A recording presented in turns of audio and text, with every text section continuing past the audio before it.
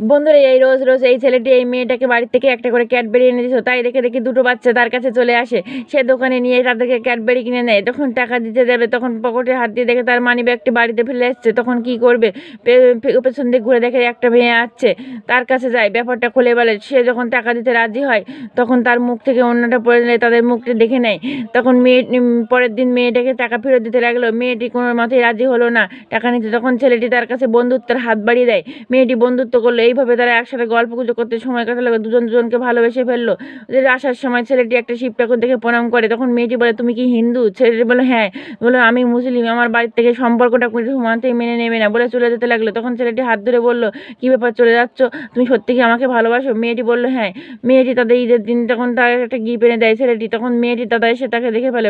মেয়ে ছেলেটির কাছে এসে বললো, তুমি কি হিন্দু? তখন বললো, তাতে হ্যাঁ। তখন বলে, আজ থেকে তুমি বোনের আশেপাশে ঘুরবে না, বলে গিফটটি ফেলে দেয়। কয়েকদিন পরে সেই তার মেয়েটি দাদাকে মারধর করছে কয়েকটা ছেলে মেয়ে। তখন ছেলেটি এসে তাদেরকে মারিয়ে দেয়, তার দাদাকে বাঁচিয়ে নেয়। তখন ছেলেটি তারা আল্লাহর কাছে তাকে ক্ষমা ছিল, তার বোনকে এনে তার কাছে তুলে দেয়। লাভ স্টোরিটি কেমন লাগলো কমেন্ট করে জানাবে।